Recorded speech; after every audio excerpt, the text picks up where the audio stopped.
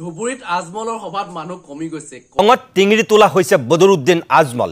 ইখনৰ পিছত সিখন সভাত দেখিবলৈ পোৱা গৈছে বদৰুদ্দিন আজমলক একেই ৰূপত। মঞ্চতে প্ৰচণ্ড স্বৰ সোধালে এগৰাকী দলীয় কৰ্মীক। মানকাছাৰৰ হাজিৰ হাতত দলীয় কৰ্মীৰ ওপৰত প্ৰচণ্ড খং নেতাগৰাকীৰ। দলীয় কৰ্মীগৰাকীক স্বৰ সোধোৱাৰ পূৰ্বেই ভাষণ এৰি মঞ্চ ত্যাগ কৰিবলৈ চেষ্টা কৰিছিল নেতাজনে। ৰাইজক প্ৰশ্ন সুধি থকা অৱস্থাত কোনো ধৰণৰ প্ৰত্যুত্তৰ লাভ নকৰাত মঞ্চ ত্যাগ কৰিছিল যদিও দলীয় কৰ্মকৰ্তাৰ অনুৰোধত পুনৰ ভাষণ দিবলৈ উভতি আহে বদৰুদ্দিন আজমল। মঞ্চত উঠিয়েই পুনৰবাৰ এগৰাকী দলীয় কৰ্মীৰ বিৰুদ্ধে এইদৰে খৰ্গহস্ত হৈ পৰাত প্ৰতিক্ৰিয়াৰ সৃষ্টি হৈছে। চাওক মঞ্চৰ ওপৰতেই কেনেকৈ তেওঁ দলীয় কৰ্মীজনক প্ৰচণ্ড স্বৰ সোধাইছে।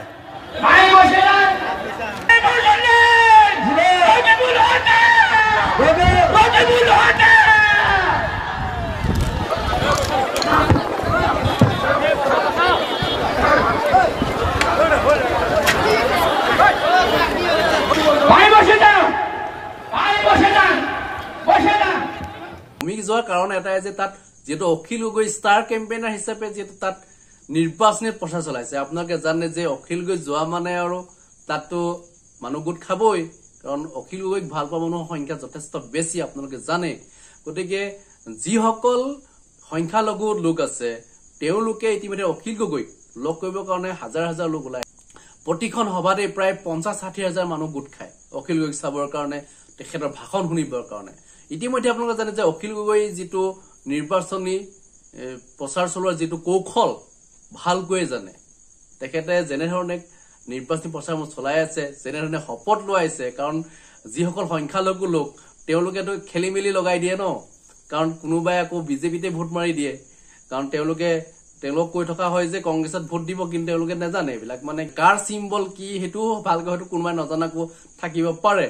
গতিকে অখিল গগৈয়ে ধুনীয়াকে বুজাই মেলি দিছে যে কাক ভোট দিব, কেনেকে মানে সফল হৈছে, কাক গো বেক দিব লাগে, এই কথাবিলাক যেনেধৰণে নিৰ্বাচনী প্ৰচাৰত তেখেতে ব্যৱহাৰ কৰিছে।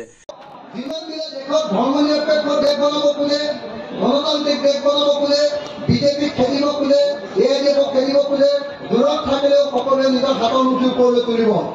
হাতৰ মুঠিৰ ওপৰলৈ তুলিছে, মই শেষ নোপোৱালৈকে হাতৰ মুঠি তললে নানাবে। মই কৈ গৈছো, আজি গোৱালপাৰা জিলাৰ বালাপাৰাত অনুষ্ঠিত হোৱা বিশাল গণসমাৱেশত ৰাইজে সংকল্প গ্ৰহণ কৰে যে 2024 চনৰ লোকসভা নিৰ্বাচনত আমি সকলোৱে বিজেপি আৰু সাম্প্ৰদায়িক এআইডিএফক বিদায় দিম। আমি সকলোৱে এইবাৰ ইণ্ডিয়া মৰ্চা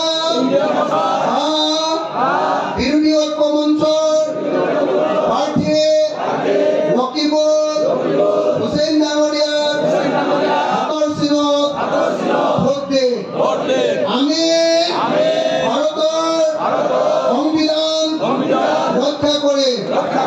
আমি ভাৰতক গণতান্ত্ৰিক দেশ কৰি ৰাখিম। আমি ভাৰতক হিন্দু ৰাষ্ট্ৰ বা মুছলমান ৰাষ্ট্ৰ কৰিবলৈ নিদিওঁ। ভাৰত ধৰ্মনিৰপেক্ষ ৰাষ্ট্ৰ হৈ থাকিব। জয় আই অসম। ইনকলাব ইনকলাব ইনকলাব। বিৰোধী ঐক্য মঞ্চ, বিৰোধী ঐক্য মঞ্চ। মই কম বিজেপি, আপোনালোকক ক'ব গো বেক। মই কম এআইডিএফ, আপোনালোকে ক'ব go back. BJP BJP BJP BJP AIDF AIDF.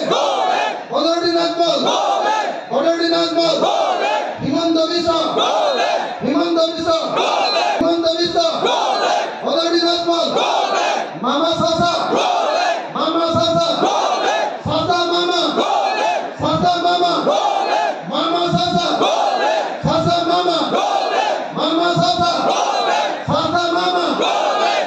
Inqilab জিন্দাবাদ ইনকলাব জিন্দাবাদ ইনকলাব জিন্দাবাদ ইনকলাব জিন্দাবাদ ধন্যবাদ জয়